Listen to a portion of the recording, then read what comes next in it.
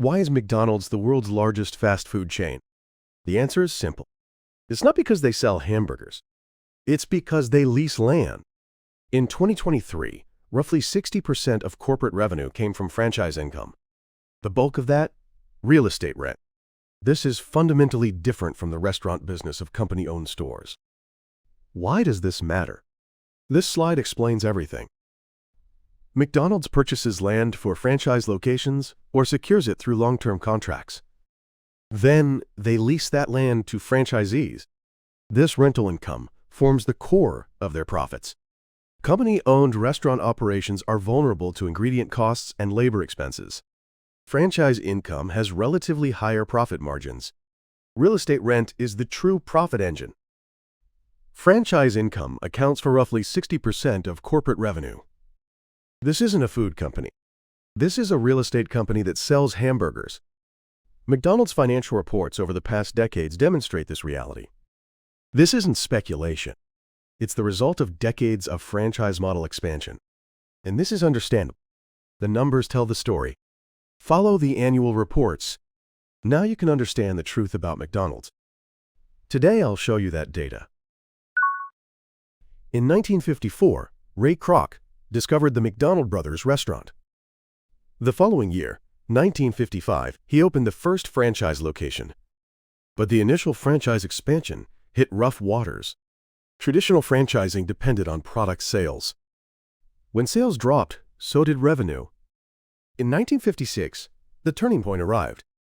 Harry Sonneborn, the finance executive, made a revolutionary proposal. We should be selling land, not hamburgers. Own the land or secure it through long-term contracts, then lease it to franchisees. Rental income is relatively stable. This structure freed McDonald's from the volatility of food sales. Hamburgers are the entry point, but the real profit comes from the land. McDonald's strategy is straightforward. McDonald's corporate purchases or secures land for store locations through long-term contracts.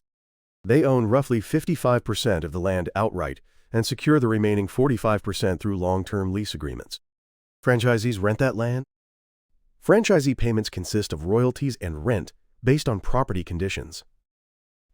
McDonald's retains control over land and building management. If a franchisee violates the contract, termination and eviction can be pursued under contract terms.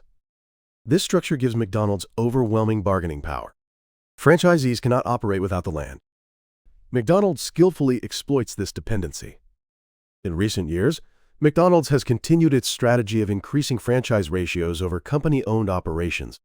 So the key point isn't just land ownership, but the design that combines ownership, leasing, and subleasing to maximize franchise income. McDonald's site selection is a science. First, they rigorously analyze traffic data and demographics. Location decisions are based on multiple data points, including traffic volume and population dynamics, with required thresholds varying by region and store format. Second, they prioritize corner lots. Visibility from two directions maximizes customer attraction. Third, they analyze surrounding population, income, and competition as a trade area. The scope of trade areas varies based on conditions like urban versus suburban settings. This data predicts store success, and McDonald's has refined this process over decades. More recently, with app ordering and delivery surging to over 40% of total sales, they now emphasize digital trade area analysis alongside physical traffic patterns. As a result, McDonald's locations have become some of the world's most valuable commercial real estate. The numbers are clear. Company-owned restaurant operations have low profit margin. Franchise income has relatively higher profit margins. Why does this gap exist? Company-owned hamburger sales involve ingredient costs, labor expenses, and utility bills. These costs compress profits. Franchise income is different. They often own or lease and sublease land and buildings, keeping maintenance costs relatively contained. In 2023, of roughly $25.5 billion in total corporate revenue, roughly $15.4 billion, about 60%, came from franchise income. And the bulk of that derives from real estate rent. This is why McDonald's, while being a restaurant company, has revenue structures resembling a real estate company. McDonald's real estate portfolio is massive. They operate in over 115 countries with roughly 42,000 locations. That's the 2023 year-end figure. Property, plant, and equipment on the balance sheet totals roughly $25.7 billion. But the actual value, including unrealized gains, is said to easily exceed $40 billion. These properties are strategically positioned in prime locations in major cities. Over time, land values appreciate. As urbanization advances, location value increases further. And these assets are distributed across over 115 countries. Geographic diversification mitigates real estate market volatility risks. McDonald's is one of the world's largest commercial real estate owners. The relationship between McDonald's and franchisees is asymmetric. McDonald's controls land and building management. Franchisees are merely tenants. If they violate the contract, termination and eviction can be pursued under contract terms. And McDonald's contracts with another franchise. Franchisee payments consist of royalties and rent.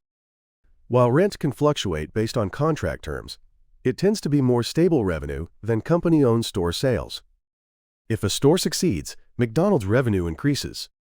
If a store fails, the land remains. It can be used for other purposes. This structure makes McDonald's business extremely stable. Franchisees cannot operate without the land. McDonald's fully understands this dependency. Now, let's synthesize today's analysis. Here's the summary. First, the truth about revenue structure. Company-owned restaurant operations are vulnerable to ingredient costs and labor expenses. Franchise income has relatively higher profit margins. In 2023, of roughly $25.5 billion in corporate revenue, roughly $15.4 billion, about 60%, came from franchise income. The bulk of that derives from real estate rent. Second, the genius of the land strategy. McDonald's purchases land for stores or secures it through long-term contracts.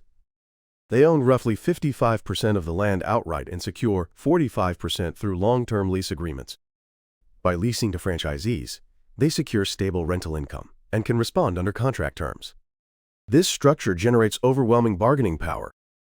Third, the scale of the assets. Operating in over 115 countries with roughly 42,000 locations as of 2023 year-end. Property, plant, and equipment on the balance sheet totals roughly $25.7 billion, with market valuations said to easily exceed $40 billion. Land strategically positioned in prime locations in major cities appreciates over time. If you think McDonald's is a food company, you're mistaken. McDonald's, while being a restaurant company, has revenue structures resembling a real estate company. Let me know your thoughts in the comments. This channel analyzes global events from economic and strategic perspectives.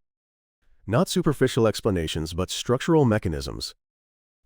Subscribe to the channel and join me next time as we explore business truths together. Turn on notifications, and with each new analysis published, your business understanding deepens. Until next time.